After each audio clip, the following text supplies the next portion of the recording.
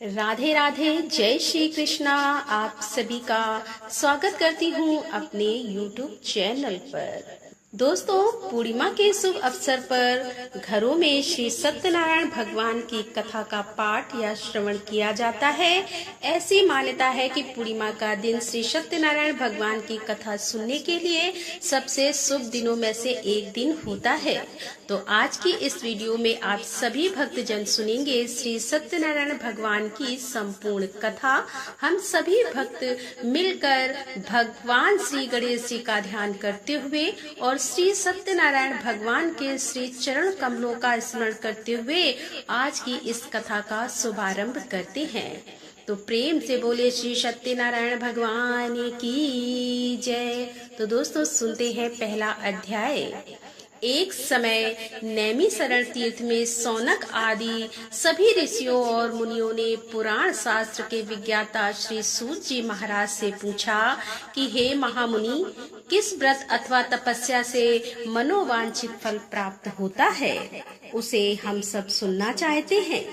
तब श्री सूत जी बोले कि इसी प्रकार देव ऋषि नारद जी के द्वारा भी पूछे जाने पर भगवान श्री कमलापति जी ने उनसे जैसा कहा था मैं उसे कह रहा हूँ। आप लोग सावधान होकर सुनिए। एक समय योगी नारद जी लोगों के कल्याण की कामना से विविध लोगों में भ्रमण करते हुए पृथ्वी लोक में आए और यहाँ उन्होंने अपने कर्म फल के अनुसार नाना योनियों में उत्पन्न सभी प्राणियों को अनेक प्रकार के कलेश दुख भोगते हुए देखा तथा किस उपाय से इनके दुखों का सुनिश्चित रूप से नाश हो सकता है, ऐसा मन में विचार करके वे विष्णु लोक को गए। वहाँ 4 भुजाओं वाले शंख चक्र गदा पद्म और बनमाला से विभूषित शुक्ल वर्ण भगवान श्री नारायण जी के दर्शन कर उन देवादिदेव की स्तुति करने लगे। देव ऋषि नारद जी बोले कि हे वाणी और मन से परे स्वरूप वाले अनंत शक्ति संपन्न आदि मध्य और अंत से रहित निर्गुण और सकल कल्याणमयी नष्ट करने वाले परमात्मा, आपको मेरा नमस्कार है। स्तुति सुनने के पश्चात भगवान श्री हरि ने देव ऋषि नारद से कहा कि महाभाग, यहाँ आए हैं, आपके मन में क्या है। तब देव ऋषि नारद कहने लगे कि हे भगवान, पृथ्वी लोक में अपने पाप कर्मों के द्वारा विभिन्न योनियों में उत्पन्न सभी लोग बहुत प्रकार के कलेश से दुखी हो रहे हैं। प्रभु, किस लघु उपाय से उनके कष्टों का निवारण हो सकेगा?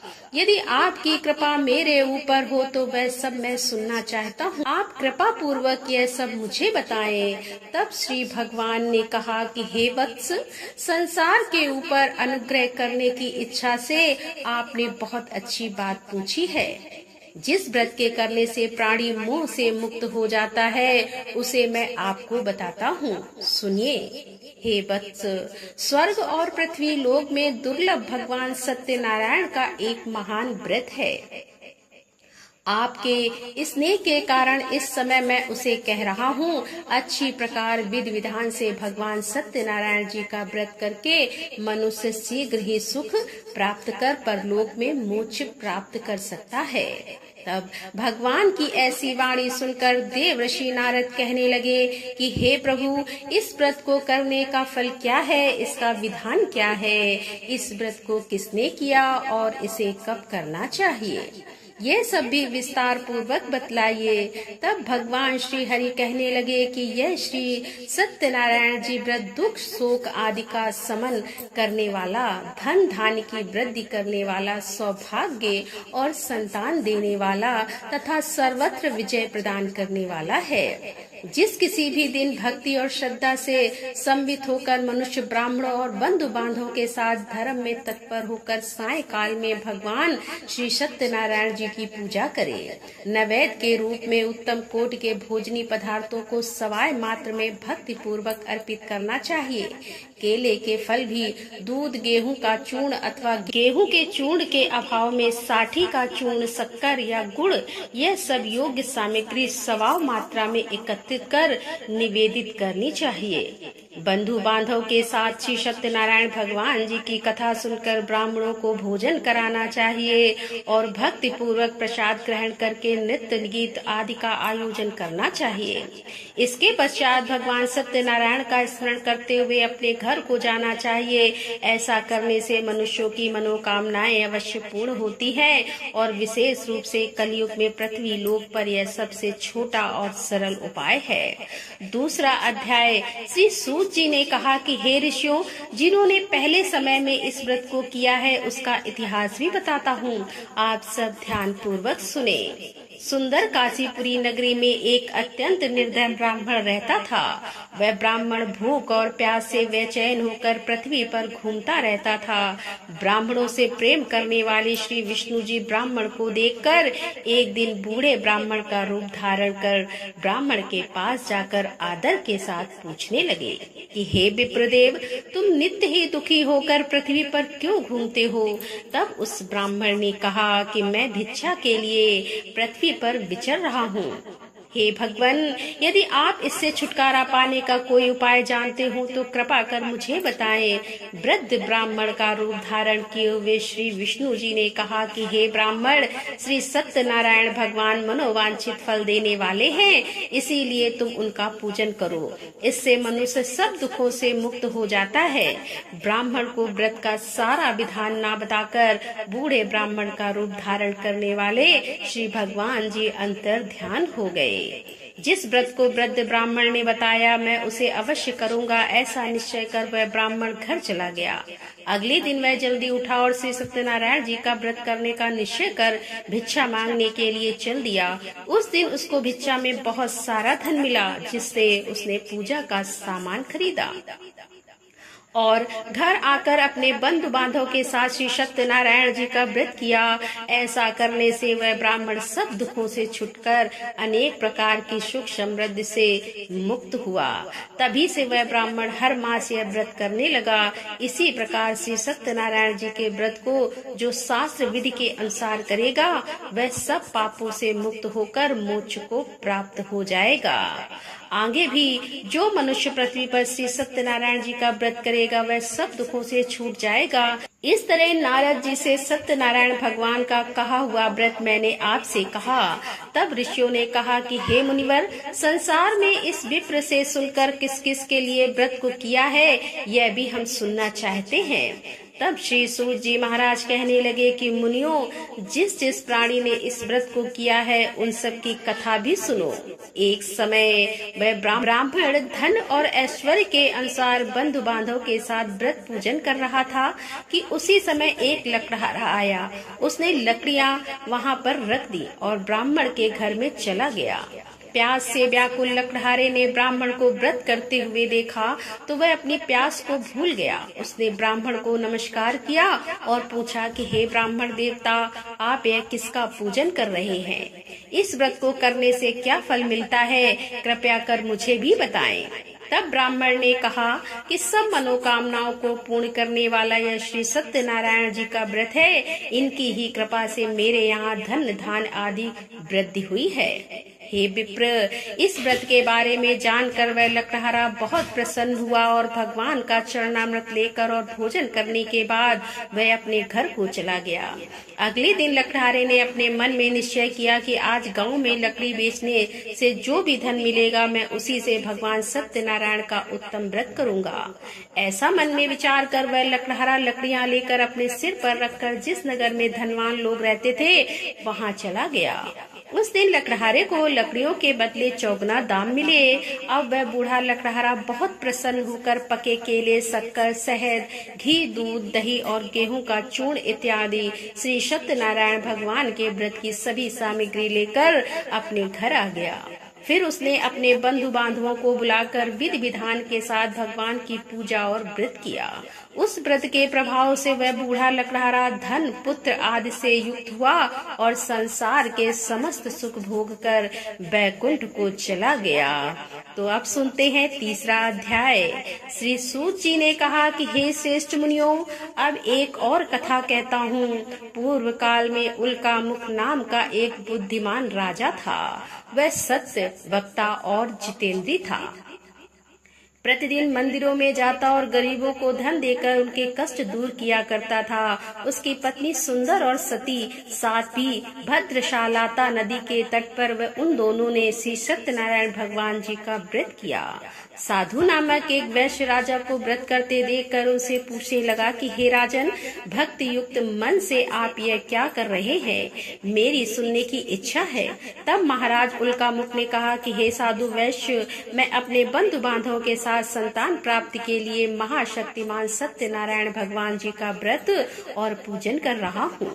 तब उसने कहा कि हे राजन, मुझे भी इस सब का विधि विधान बताइए। मैं भी आपके कहे अनुसार इस व्रत को करूँगा और मुझे कोई संतान नहीं है और मुझे विश्वास है कि इससे निश्चय ही मेरे यहाँ भी संतान होगी। राजा से सब विधान सुनकर व्यापारी ने निर्भीत होकर वह वैश्य खुशी खुशी अपने घर आ गया। वैश्य ने अपनी पत्नी लीलावती से संतान देने वाले उस व्रत का समाचार सुनाया और निश्चय किया कि जब हमारे यहाँ संतान होगी तब मैं भी इस व्रत को करूँगा। एक दिन उसकी पत्नी लीलावती सांसारिक धर्म में प्रवृत्त होकर गर्भवती हो गई। उसने एक सुंदर कन्या को जन्म दिया। कन्या का नाम कलावती रखा गया। इसके बाद लीलावती ने अपने पति को याद दिलाया कि आपने जो भगवान का व्रत करने का संकल्प लिया था, अब आप उसे पूरा कीजिए। साधु वैश्य ने कहा कि हे प्रिय, मैं कन्या के विवाह पर इस व्रत को अवश्य करूंगा। इस प्रकार अपनी पत्नी को आश्वासन देकर वह व्यापारी व्यापार करने लगा और काफी दिनों के बाद वह लौटा तो उसके नगर में सखियों के साथ अपनी पुत्री को खेलते देखा। वैश्य ने तुरंत कलावती के लिए एक सुयोग वर की तलाश की। कंचन नगर में एक सुयोग वणिक पुत्र से अपने बंधु बांधव सहित प्रसन्न मन से अपनी पुत्री का विवाह उसके साथ कर दिया। वैश्य विवाह के समय भी सत्यनारायण भगवान का व्रत करना भूल गया। इस पर श्री सत्यनारायण भगवान की लीला हुई और अपने कर्म में कुशल साधु नामक वैश्य अपने जमाता सहित नाव को लेकर व्यापार करने के लिए समुद्र के समीप स्थित रत्न सारपुरिया का धन चुराकर भाग जा रहा था। राजा के दूतों को अपने पीछे आते देखकर चोरों ने घबराकर राजा के धन को उनकी नाव में रखा और भाग गए। जहाँ ससुर और जमाई थे, राजा के दूतों ने जब धन को उनकी नाव में रखा देखा तो पकड़कर राजा के पास जाकर कहने लगे कि महाराज, हम ये 2 चोर पकड़कर लाए हैं, आप आज्ञा दीजिए। राजा ने कारागार में डालने की आज्ञा दे दी। इस प्रकार राजा की आज्ञा से उनको कठिन कारावास में डाल दिया गया तथा उनका सारा धन भी ले लिया गया। सत्यनारायण भगवान जी की लीला के अनुसार साधु वैश्य की पत्नी लीलावती और पुत्री कलावती भी घर पर बहुत दुखी हुई और उनके घर में रखा हुआ सारा धन चोर चुरा कर ले गए। एक दिन शारीरिक और मानसिक पीड़ा से और भूख प्यास से अति दुखित होकर भोजन की चिंता में कलावती एक ब्राह्मण के घर गई। उसने श्री सत्यनारायण भगवान का व्रत होते देखा। उसने कथा सुनी और प्रसाद ग्रहण कर रात को घर आई। तब माता ने कलावती से पूछा कि हे पुत्री, तू अब तक कहाँ रही और तेरे मन में क्या है? तब कलावती कहने लगी कि हे माता, मैंने श्री सत्यनारायण भगवान का व्रत होते देखा है। तब कलावती वचन सुनकर लीलावती ने सत्यनारायण भगवान जी के पूजन की तैयारी की। उसने परिवार और बंधु बांधव सहित मिलकर श्री सत्यनारायण भगवान जी का पूजन और व्रत किया और मनोकामना मांगी कि मेरे पति और दामाद शीघ्र ही घर लौट आए। साथ ही उनसे प्रार्थना भी की कि हे प्रभु, हम सबके अपराध क्षमा कीजिए। श्री सत्यनारायण भगवान जी इस व्रत से संतुष्ट हो गए। उन्होंने राजा चंद्रकेतु को स्वप्न में दर्शन देकर कहा कि हे राजन, जिन दोनों वैश्य को तुमने बंदी बना रखा है वे निर्दोष है, उन्हें प्रातः काल ही छोड़ देना। राजा से ऐसा कहकर भगवान अंतर ध्यान हो गए और प्रातः काल राजा चंद्रकेतु ने सभा में सभी को अपना स्वप्न सुनाया और सैनिकों को आज्ञा दी कि दोनों को कारागार से मुक्त कर सभा में लाया जाए। दोनों ने आते ही राजा को प्रणाम किया। तब राजा उनसे कहने लगा कि हे महानुभाव, तुम्हें अज्ञानतावश ऐसा दुख हुआ है, अब तुम्हें कोई भय नहीं है, अब तुम दोनों मुक्त हो। ऐसा कहकर राजा ने उन्हें नए नए वस्त्र आभूषण दिए और उनका जितना धन लिया था उसे दोगुना कर उन्हें आदर और सम्मान से विदा कर दिया। चौथा अध्याय। श्री सूत जी ने कहा कि वैश्य और उसके जमाई ने मंगलाचार करके यात्रा आरंभ की और अपने नगर की ओर चल पड़े। थोड़ी ही दूर आगे बढ़े थे कि एक दंडी वैश्य श्री भगवान जी उन्हें मिले और उनसे पूछने लगे कि हे वैश्य, तेरी नाव में क्या है? अभिमानी बड़ी हंसता हुआ कहने लगा कि दंडी, आप क्यों पूछते हैं? क्या धन लेने की इच्छा है? मेरी नाव में तो बेल और पत्ते भरे हैं।